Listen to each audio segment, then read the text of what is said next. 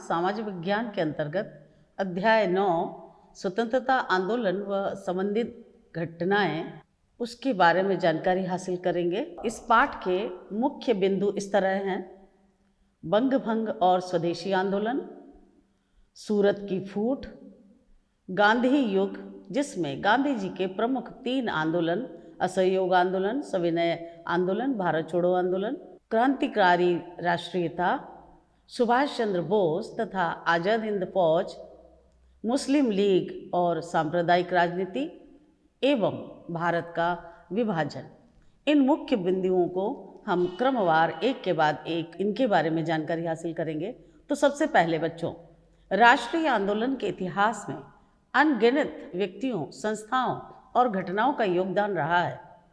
प्रारंभिक वर्षों में उदारवादी नेताओं ने अपने तरीकों से देश का नेतृत्व किया, परंतु बाद में नेतृत्व उग्र राष्ट्रवादियों के हाथ में आ गया। उग्र राष्ट्रवादियों ने अपने असीम देश प्रेम, बलिदान, त्याग के द्वारा स्वतंत्रता आंदोलन को एक नई दिशा और गति प्रदान की। लोकमान्य तिलक और महात्मा गांधी जैसे राष्ट्रवादी नेताओं ने विरोध और प्रतिरोध करने के अपने तरीकों द्वारा राष्ट्रवाद को आध्यात्मिक तथा सांस्कृतिक धरातल प्रदान किया। क्रांतिकारी आंदोलनों की विस्तृत श्रृंखला ने जनता के समक्ष त्याग और बलिदान का उत्कृष्ट उदाहरण प्रस्तुत कर देश में अभूतपूर्व राजनीतिक जागृति उत्पन्न की। बच्चों, बंगाल का विभाजन जो लॉर्ड कर्जन ने किया था उसके बारे में थोड़ा विस्तृत जानकारी और स्वदेशी आंदोलन के बारे में कुछ जानकारी हासिल करेंगे हम। लॉर्ड कर्जन के शासनकाल का सबसे अविवेकपूर्ण निर्णय बंगाल का विभाजन था। बंगाल भारत का एक विशाल प्रांत था। लॉर्ड कर्जन का विचार था कि प्रशासनिक दृष्टि से एक लेफ्टिनेंट गवर्नर जनरल द्वारा इतने विशाल प्रांत पर कुशलतापूर्वक शासन किया जाना संभव नहीं है। इसे औचित्यपूर्ण सिद्ध करने के लिए कर्जन ने बंगाल को 2 भागों में विभाजित करने की योजना बनाई। बंगाल विभाजन के प्रस्ताव की खबर पूरे बंगाल में तेजी से फैल गई। कर्जन विभाजन की आड़ में हिंदू मुस्लिम सांप्रदायिक वैमनस्यता भी फैलाना चाहता था। दिसंबर 1930 में जब बंगाल विभाजन के प्रस्ताव की जानकारी लोगों को हुई तो पूरे बंगाल में इसके विरुद्ध आंदोलन होने लगे। व्यापक जनविरोध के बाद भी ब्रिटिश शासन ने 19 जुलाई 1905 को बंगाल विभाजन के निर्णय की घोषणा कर दी। बंगाल का यह विभाजन प्रशासनिक कारणों से नहीं बल्कि राजनीतिक कारणों से किया गया था। लॉर्ड कर्जन राष्ट्रीय चेतना के केंद्र बंगाल पर आघात कर इसे कमजोर बनाना चाहता था। लॉर्ड कर्जन का एक उद्देश्य हिंदू मुसलमानों की संगठित शक्ति को तोड़कर उसे बांटना था। विभाजन की खबर पाते ही पूरे बंगाल ने इस दिवस को शोक दिवस के रूप में मनाया। लोगों ने उपवास रखा, जुलूस निकाले, हड़ताल घोषित की और सड़कों पर वंदे मातरम गाते हुए प्रदर्शन किया। बंगाल विभाजन की घटना ने राष्ट्रीय आंदोलन एवं स्वदेशी आंदोलन को एक नई दिशा दी। बच्चों, स्वदेशी आंदोलन के बारे में हम अब जानेंगे। राष्ट्रवादी नेता स्वदेशी को ब्रिटिश सरकार पर दबाव डालने का राजनीतिक अस्त्र बनाना चाहते थे। स्वदेशी के समर्थक देश का धन विदेशों में जाने से रोकने के लिए एवं बढ़ती हुई निर्धनता को रोकने के लिए स्वदेशी वस्तुओं का निर्माण एवं उपयोग आवश्यक समझते थे। उन्होंने इस विचार को कार्य रूप देने के लिए राष्ट्रवादियों ने कपड़ा मिलें, साबुन, माचिस आदि के उद्योग स्थापित करने तथा राष्ट्रीय बैंक आरंभ करने के लिए पूंजी इकट्ठा करना प्रारंभ की। स्वदेशी शिक्षा संस्थान खोले गए।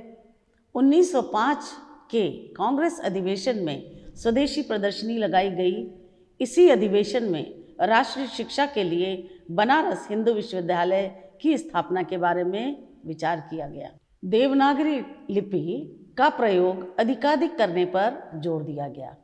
बच्चों, देवनागरी लिपि से तो आप परिचित ही होंगे, हिंदी भाषा। 1905 में पहली बार वंदे मातरम गीत से कांग्रेस का बनारस अधिवेशन आरंभ हुआ। धीरे धीरे यह आंदोलन पूरे देश में फैल गया। उग्र राष्ट्रवादी नेता इस आंदोलन के माध्यम से एक राजनीतिक जन संघर्ष आरंभ करना चाहते थे। उन्होंने स्वराज्य, स्वदेशी, बहिष्कार और राष्ट्रीय शिक्षा को अपना लक्ष्य बनाया। उग्र राष्ट्रवादियों ने व्यापक आंदोलन के माध्यम से राजनीतिक स्वाधीनता हासिल करने का लक्ष्य रखा। आंदोलनकारियों ने केवल विदेशी कपड़ों का ही बहिष्कार नहीं किया, अपितु सरकारी स्कूलों, अदालतों, उपाधियों, सरकारी नौकरियों आदि का भी बहिष्कार किया। इस आंदोलन में विदेशी सामान के बहिष्कार को सर्वाधिक लोकप्रियता मिली। आंदोलनकारी विदेशी कपड़ों की होली तो जला ही रहे थे, दूसरी तरफ धोबियों ने विदेशी कपड़े धोने से मना कर दिया। महिलाओं ने विदेशी बर्तन और चूड़ियों को पहनने से मना किया। यहाँ तक कि विदेशी चीनी के बने प्रसाद को महंत एवं पुजारियों ने भगवान को भोग नहीं लगाने का निर्णय किया। और बच्चों, अब बंग भंग यानी बंगाल के विभाजन और स्वदेशी आंदोलन का जनमानस पर क्या प्रभाव पड़ा उसके बारे में जानते हैं। 1905 के बंगाल विभाजन के दूरगामी परिणाम सामने आए, जिससे स्वतंत्रता आंदोलन को एक नई दिशा मिली। प्रमुख प्रभाव इस प्रकार हैं। पहला, बंग भंग के कारण एकता की भावना का विकास हुआ। दूसरा, स्वदेशी के प्रति नागरिकों का सम्मान बढ़ा। तीसरा, मृत प्राय हो चुके हथकरघा, रेशम, बुनाई, दस्तकारी उद्योग में नवजीवन का संचार हुआ। चौथा, शिक्षा के क्षेत्र में परिवर्तन आया। गुरुदेव रविन्द्रनाथ टैगोर के शांति निकेतन की तरह ही बंगाल नेशनल कॉलेज की स्थापना हुई। इसी के साथ बहुत कम समय में अनेक राष्ट्रीय विद्यालयों की स्थापना हुई। देशी भाषा और यानी क्षेत्रीय भाषाओं में शिक्षा का पाठ्यक्रम तैयार हुआ। इस समय रविन्द्रनाथ टैगोर, रजनीकांत सेन, सैयद अबू अहमद के लिखे गीत क्रांतिकारियों और स्वतंत्रता प्रेमियों में प्रेरणा स्रोत बने। बंग भंग के बाद अंग्रेजों ने सांप्रदायिक वैमनस्यता फैलाने का काम किया। वे स्वदेशी आंदोलन को कमजोर करने के लिए समय समय पर मुस्लिम संप्रदाय को भड़काया करते थे। अंग्रेजों के इशारे पर ही इंडियन मुस्लिम लीग की स्थापना हुई। करजन के 6 वर्षों के लंबे शासनकाल ने स्वाधीनता आंदोलन को एक नई दिशा दी। स्वदेशी आंदोलन उपनिवेशवाद के विरुद्ध भारतीयों का पहला सशक्त राष्ट्रीय आंदोलन था। बच्चों, एक ऐसी घटना हुई जिसके कारण कांग्रेस जो है वो 2 भागों में विभाजित हो गई, जिसे हम सूरत की फूट के नाम से जानते हैं। आइए हम इस घटना के बारे में जानें। बंगाल के विभाजन का कांग्रेस की राजनीति पर गहरा प्रभाव पड़ा। उदारवादी नेता सरकार के विरुद्ध कोई कठोर कदम उठाना नहीं चाहते थे, जबकि उग्र राष्ट्रवादी अंग्रेज सरकार का विरोध करने का मन बना चुके थे। इसी बीच जब कांग्रेस का अधिवेशन 1907 में नागपुर में होना था, किंतु अंतिम समय में उसका स्थान बदलकर सूरत कर दिया गया। उदारवादी नेताओं ने जहां रास बिहारी बोस को इस अधिवेशन का अध्यक्ष बना दिया था, उग्र राष्ट्रवादी लाला लाजपत राय को अध्यक्ष बनाना चाहते थे। बस यहीं से उग्र राष्ट्रवादियों का विरोध शुरू हो गया। विरोध के कारण अधिवेशन के पहले दिन सभा स्थगित रही। दूसरे दिन बाल गंगाधर तिलक ने कहा, यदि स्वराज, स्वदेशी, बहिष्कार, राष्ट्रीय शिक्षा के प्रस्ताव को इस अधिवेशन में शामिल कर लिया जाता है तो अध्यक्ष के पद पर होने वाले विवाद को खत्म किया जा सकता है। उदारवादियों ने इस प्रस्ताव को भी मानने से इनकार कर दिया, जिससे अधिवेशन में अव्यवस्था फैल गई। उग्र राष्ट्रवादियों को कांग्रेस से निष्कासित कर दिया गया, जिसके कारण अंततः कांग्रेस में विभाजन हो गया। इस घटना को सूरत की फूट कहा जाता है। यह विभाजन राष्ट्रीय आंदोलन की दृष्टि से विनाशकारी सिद्ध हुआ। ब्रिटिश सरकार ने इसे अपनी जीत के रूप में लिया। वस्तुतः सूरत अधिवेशन से स्वाधीनता का नया अध्याय आरंभ होता है। एक नई भावना लोगों में जागृत हुई। बच्चों, अब हम गांधी जी के बारे में जानेंगे। उनका स्वतंत्रता प्राप्त कराने के लिए उनका बहुत बड़ा योगदान रहा है। राष्ट्रीय आंदोलन प्रथम विश्व युद्ध के बाद एक व्यापक साम्राज्य विरोधी जन आंदोलन में बदल गया। यही समय था जब मोहनदास करमचंद गांधी सामने आए और राष्ट्रीय आंदोलन के निर्विवाद नेता बने। इंग्लैंड में कानून की शिक्षा पाने के बाद वे वकालत करने दक्षिण अफ्रीका चले गए। अफ्रीकी सरकार की भेदभावपूर्ण और रंगभेद की नीति के विरुद्ध संघर्ष में उन्होंने अपने कर्म दर्शन का विकास किया। उनके नेतृत्व में अनेक शक्तिशाली जन आंदोलन चले। कानूनों का उल्लंघन, शांतिपूर्ण प्रदर्शन, अदालतों का बहिष्कार, काम रोक देना, शिक्षा संस्थाओं का बहिष्कार, शराब और विदेशी माल बेचने वाले दुकानों पर धरना, कर न चुकाना तथा प्रमुख उद्योग व्यापारों को बंद करना, यही इन आंदोलन के मूल तत्व थे। लाखों लोग निर्भय होकर सरकार का दमन झेलने लगे, जेल जाने लगे तथा लाठी गोली का सामना करने लगे। गांधी जी सादा जीवन बिताते थे तथा जनता से उसी भाषा में बात करते थे जिसे वह समझती थी, इसीलिए उन्हें महात्मा कहा जाने लगा। विदेशी शासन के विरुद्ध संघर्ष के लिए उन्होंने जिस प्राविधि का आश्रय लिया उसे सत्याग्रह के नाम से जाना जाता है। समाज सुधार के क्षेत्र में भी उनका बड़ा योगदान छुआछूत की उस अमानवीय प्रथा के विरोध में अभियान चलाना था जिसने लाखों भारतीयों को जानवरों की दशा में पहुंचा दिया था।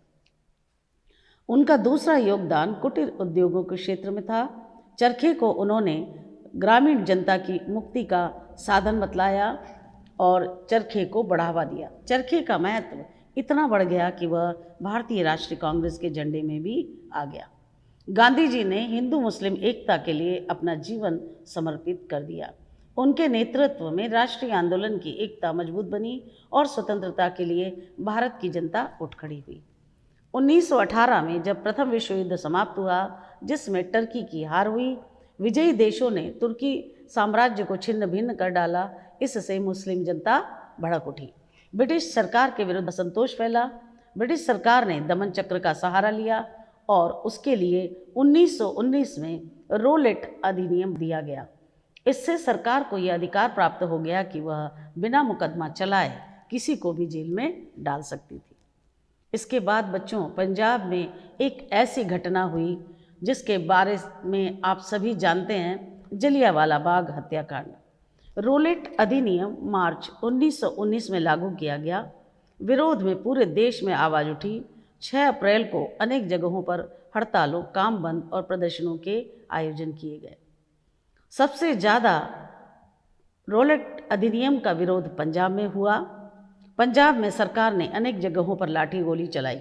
10 अप्रैल को कांग्रेस के 2 प्रभावशाली नेता डॉक्टर सत्यपाल और डॉक्टर सैफुद्दीन किचलू गिरफ्तार किए गए और उन्हें जेल भेज दिया गया। इन गिरफ्तारियों के विरुद्ध में अमृतसर के जलियांवाला बाग में 13 अप्रैल बैसाखी के दिन एक सभा हुई। जनरल डायर अपने सैनिकों को साथ लेकर बाग में दाखिल हुआ और उसने बाग का जो एकमात्र निकास द्वार था उसे घेर लिया। फिर बिना कोई चेतावनी दिए जब तक गोला बारूद खत्म न हो जाए तब तक उसने गोली चलाने के आदेश दिए। सभा में स्त्रियां, बच्चे और बूढ़े भी थे। गोलीबारी लगभग 10 मिनट तक चलती रही। कोई भी बाहर भाग नहीं सका। कुछ समय बाद डायर अपने सैनिकों को लेकर चला गया। बाग में सरकारी आंकड़ों के अनुसार लगभग 400 लोग मृत और कोई 1200 लोग घायल हुए। कई लोग बाग में स्थित कुएं में जिंदा गिर गए। इस दानवीय कार्य ने पूरे देश में गुस्से की तीव्र लहर उत्पन्न की। डायर की इस क्रूरतम पशुता और जानबूझकर किए गए नरसंहार से अनेक अंग्रेजों की आत्मा तक कांप उठी और उन्होंने भी इसकी निंदा की। इस नरसंहार के तत्काल बाद पूरे पंजाब में मार्शल लॉ लगाकर एक आतंक राज कायम कर दिया गया, मगर यह आतंक भी आंदोलन को दबा न सका। डायर ने जिस सैनिक भय के उत्पन्न होने की आशा की थी वह उत्पन्न न हो सका। इसके बाद असहयोग आंदोलन प्रारंभ हो गया। इसके साथ बच्चों खिलाफत आंदोलन भी टर्की के लिए किया गया। देखें, प्रथम विश्व युद्ध समाप्त होने के बाद टर्की के साथ जो अन्यायपूर्ण व्यवहार किया गया था उस पर वहाँ खिलाफत आंदोलन प्रारंभ हुआ। इसके समर्थन में भारत के अली भाइयों यानी मोहम्मद अली और शौकत अली ने खिलाफत आंदोलन का आरंभ किया। खिलाफत आंदोलन में कांग्रेस के नेता भी शामिल हुए और आंदोलन को पूरे देश में फैलाने में उन्होंने सहायता की, किंतु टर्की में इस आंदोलन के समाप्त होते ही भारत में यह आंदोलन फीका पड़ गया। कांग्रेस ने 1920 में गांधी जी के नेतृत्व में असहयोग का नया कार्यक्रम अपनाया। जलियांवाला बाग का हत्याकांड, रोलेट एक्ट का विरोध, ब्रिटिश सरकार की वादा खिलाफी का विरोध और स्वराज की प्राप्ति, यह असहयोग आंदोलन के उद्देश्य थे। इस आंदोलन को कई चरणों में चलाया जाना था। आरंभिक चरण में सरकार द्वारा दी गई उपाधियों को वापस लौटाना था। इसके बाद विधानमंडलों, अदालतों और शिक्षा संस्थानों का बहिष्कार करने तथा करों की अदायगी न करने का अभियान चलाया जाना था। असहयोग आंदोलन को चलाने के लिए 1.5 लाख स्वयंसेवकों का एक दस्ता तैयार किया जाएगा, यह भी निर्णय लिया गया। असहयोग आंदोलन को अपार सफलता मिली। विधानमंडलों के चुनाव में लगभग 2/3 मतदाताओं ने मतदान नहीं किया। राष्ट्रीय शिक्षा का एक नया कार्यक्रम आरंभ किया गया। अनेक भारतीयों ने सरकारी नौकरी छोड़ दी, विदेशी कपड़ों की होलियां जलाई, पूरे देश में हड़तालें हुई। हजारों लोगों ने स्वयं सेवकों में नाम लिखवाया। आंदोलन के दौरान जब प्रिंस ऑफ वेल्स भारत आया तो भारत में उसका स्वागत आम हड़तालों और प्रदर्शनों द्वारा किया गया। अनेक जगहों पर पुलिस ने प्रदर्शनकारियों पर गोलियां चलाई। दमन जारी रहा और साल के खत्म होने तक गांधी जी को छोड़कर सभी बड़े नेता जेलों में बंद किए जा चुके थे। फरवरी के आरंभ में गांधी जी ने गुजरात के बारदोली जिले में कर न चुकाने का अभियान चलाने का फैसला लिया, परंतु उत्तर प्रदेश के चौरी चौरा नामक स्थान पर 5 फरवरी 1922 को जनता भड़क उठी और उसने एक पुलिस थाने को आग लगा दी, जिसमें 22 पुलिसकर्मी जलकर मर गए। गांधी जी के पास जब तक यह समाचार पहुंचा तो उन्होंने इसे देवीय चेतावनी की तरह ग्रहण किया और पूरे असहयोग आंदोलन को रोकने का फैसला किया। इस समय जो नेता जेलों में बंद थे, उन्हें आंदोलन रोके जाने की खबर सुनकर अप्रसन्नता हुई। स्वयं गांधी जी गिरफ्तार कर लिए गए और 6 साल की जेल की सजा सुनाई गई, मगर उन्हें 2 वर्षों के अंदर ही रिहा कर दिया गया। मोतीलाल नेहरू और चित्तरंजन दास के नेतृत्व में कांग्रेस के एक भाग ने कांग्रेस विरोधी स्वराज पार्टी बना ली और फैसला किया कि विधानमंडलों के चुनावों में भाग लेंगे, जिसका कि वे अभी तक बहिष्कार करते आए थे। उनका उद्देश्य था इन संस्थाओं के अंदर रहकर तब तक कार्य में बाधा डालना जब तक कि जनता की मांगें मान नहीं ली जाती। इसके बाद बच्चों हम साइमन कमीशन जो भारत आया उसके बारे में जानकारी हासिल करेंगे। 1919 के भारत सरकार अधिनियम के अनुसार अगले 10 वर्षों में संवैधानिक परिवर्तनों के प्रश्न पर पुनर्विचार किया जाना था। नवंबर 1927 में ब्रिटिश सरकार ने उपर्युक्त अधिनियम की सफलता पर विचार करने तथा आवश्यक परिवर्तनों के सुझाव देने के लिए साइमन कमीशन का गठन किया, किंतु इस कमीशन में एक भी भारतीय को शामिल नहीं किया गया। इससे भारतीय जनमानस बड़ा दुखी हुआ। फरवरी 1928 में साइमन कमीशन भारत पहुंचा, जहां पर उसे एक देशव्यापी हड़ताल का सामना करना पड़ा। केंद्रीय विधानसभा के अधिकतर सदस्यों तक ने कमीशन का बहिष्कार किया। कमीशन के विरोध के लिए पूरे देश में कमेटियां बनाई गईं ताकि जहां भी वह जाए उसके खिलाफ प्रदर्शनों और हड़तालों का आयोजन किया जा सके। हड़तालियों का नारा था साइमन वापस जाओ। अनेक जगहों पर पुलिस ने शांतिपूर्ण प्रदर्शनकारियों को पीटा। पंजाब में विरोध का नेतृत्व लाला लाजपत राय ने किया। अंग्रेजों के लाठीचार्ज के फलस्वरूप लाला लाजपत राय घायल हो गए और बाद में उनका देहांत हो गया। अंत में साइमन कमीशन वापस चला गया। बच्चों, महात्मा गांधी का दूसरा महत्वपूर्ण आंदोलन, जिसे हम सविनय अवज्ञा आंदोलन के नाम से जानते हैं, उसके बारे में जानेंगे। असहयोग आंदोलन के स्थगन के पश्चात स्वतंत्रता संघर्ष को किस प्रकार जारी रखा जाए, इसे लेकर कांग्रेस में मतभेद हो गए। दिसंबर 1929 में लाहौर में कांग्रेस का अधिवेशन आरंभ हुआ। इसके अध्यक्ष पंडित जवाहरलाल नेहरू थे। उन्होंने घोषित किया कि हमारे सामने एक ही ध्येय है और वह है पूर्ण स्वाधीनता का। इस अधिवेशन में कांग्रेस ने पूर्ण स्वाधीनता के प्रस्ताव को स्वीकार किया। 31 दिसंबर 1929 को कांग्रेस अध्यक्ष ने अर्धरात्रि में रावी नदी के तट पर विशाल जनसमूह के समक्ष पूर्ण स्वाधीनता का ध्वज फहराया। कांग्रेस ने आगामी 26 जनवरी 1930 को पूर्ण स्वाधीनता दिवस मनाए जाने का भी निर्णय लिया। कांग्रेस अधिवेशन में कांग्रेस कार्य समिति को सविनय अवज्ञा आंदोलन आरंभ करने की स्वीकृति दी गई थी। वाइसराय लॉर्ड इरविन ने लाहौर अधिवेशन के पूर्ण स्वाधीनता के प्रस्ताव को मानने से इनकार कर दिया था, परंतु गांधी जी अभी भी समझौते की आशा रखते थे। अतः उन्होंने 30 जनवरी 1930 को लॉर्ड इरविन के समक्ष 11 मांगें प्रस्तुत की और यह भी घोषित किया कि मांग स्वीकार न होने की स्थिति में सविनय अवज्ञा आंदोलन आरंभ किया जाएगा। गांधी जी की कौन सी मांगी थी बच्चों, देखिए। गांधी जी चाहते थे कि सरकार विनिमय की दर घटाए, भू राजस्व कम करे, पूर्ण नशाबंदी लागू हो, बंदूकों को रखने का लाइसेंस दिया जाए, नमक कर समाप्त हो, हिंसा से दूर रहने वाले राजनीतिक बंदी छोड़े जाएं, गुप्तचर विभाग पर नियंत्रण स्थापित हो, सैनिक व्यय में 50% की कमी हो और कपड़ों का आयात कम हो। वाइसराय ने इन मांगों को अस्वीकार किया। अतः गांधी जी ने योजना अनुसार सविनय अवज्ञा आंदोलन आरंभ किया और सविनय अवज्ञा आंदोलन के तहत गांधी जी ने नमक कानून को तोड़ा। देखें गांधी जी की दांडी यात्रा।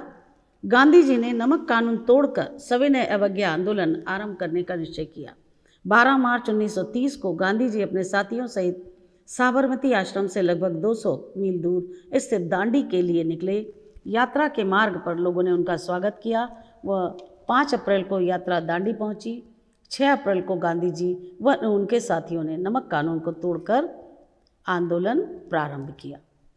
गांधी जी द्वारा नमक कानून तोड़ते ही देश भर में ब्रिटिश कानूनों की अवज्ञा की गई। अनेक स्थानों पर नमक कानून तोड़ा गया।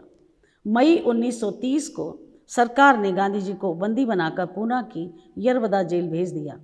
गांधी जी की गिरफ्तारी के बाद तैयब जी और उनके बंदी बनाए जाने के बाद सरोजिनी नायडू ने नेतृत्व संभाला। जून 1930 तक आंदोलन पूरे जोर पर पहुंच गया। इसी बीच लंदन में 1930 में एक गोलमेज सम्मेलन हुआ। सम्मेलन में यह बात साफ हो गई थी कि भारतीय समस्या के हल के लिए कांग्रेस का सहयोग आवश्यक है। इन परिस्थितियों में सरकार ने गांधी जी को 26 जनवरी 1931 को बिना शर्त रिहा किया।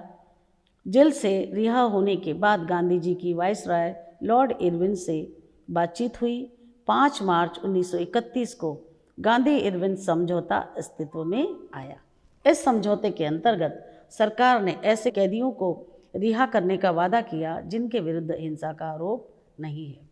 व्यक्तिगत उपयोग के लिए नमक बनाने और शांतिपूर्ण तरीके से शराब की दुकानों के बाहर धरना देने की भी अनुमति दी गई। बच्चों, इसके बाद गांधी जी का सबसे अंतिम आंदोलन था भारत छोड़ो आंदोलन।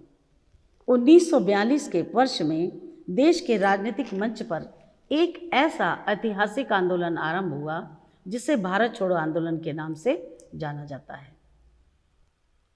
9 अगस्त की रात्रि में भारत छोड़ो प्रस्ताव मुंबई में बहुमत से पारित हुआ। गांधी जी ने इस अवसर पर कहा कि प्रत्येक भारतवासी को चाहिए कि वह अपने आप को स्वाधीन मनुष्य समझे, उसे स्वाधीनता की यथार्थता पूर्ण प्राप्ति अथवा उसके हेतु किए गए प्रयत्न में मर मिटने को तत्पर रहना चाहिए। गांधी जी ने कहा, पूर्ण स्वाधीनता से न्यून किसी भी बात से मैं संतुष्ट होने वाला नहीं हूँ। हम करेंगे या मरेंगे। गांधी जी ने भारत छोड़ो आंदोलन के दौरान ही करो या मरो का एक नारा जनमानस के सामने रखा। भारत छोड़ो आंदोलन का महत्व यह रहा कि इसमें भारत की स्वतंत्रता को राष्ट्रीय आंदोलन की तात्कालिक मांग बना दिया। सरकार ने आंदोलन का दमन करने के लिए अंधाधुंध गोलियां बरसाई, लाठी चार्ज किया गया तथा हजारों की संख्या में गिरफ्तारी की। दमन चक्र जैसे जैसे बढ़ता गया, उपद्रव बढ़ते गए। मध्य प्रदेश के जबलपुर, सागर, मंडला, बैतूल तथा देसी रियासतों में भी अनेक स्थानों पर आंदोलन ने उग्र रूप धारण किया। शिक्षण संस्थाएं बंद हो गईं। सरकारी दमन के चलते हजारों लोग मारे गए। आंदोलनकारियों ने अपना आक्रोश रेलवे स्टेशनों को जलाकर, पटरियों को उखाड़कर तार के खंभे गिराकर सरकारी कार्यालयों को ध्वस्त कर व्यक्त किया। क्रांतिकारी तत्वों ने अपने तरीके से शासन तंत्र का विरोध किया। देखिए कि 1942 का भारत छोड़ो आंदोलन स्वाधीनता का घोषित लक्ष्य प्राप्त करने में असफल रहा, परंतु आंदोलन इस दृष्टि से सफल रहा कि ब्रिटिश सरकार को यह विश्वास हो गया कि भारत की स्वाधीनता की मांग को लंबे समय तक उपेक्षित नहीं किया जा सकता। इस आंदोलन के कारण ही विश्व जनमत इंग्लैंड के विरुद्ध जागृत हुआ। इसी कारण आंदोलन की समाप्ति के पश्चात सत्ता के हस्तांतरण का प्रश्न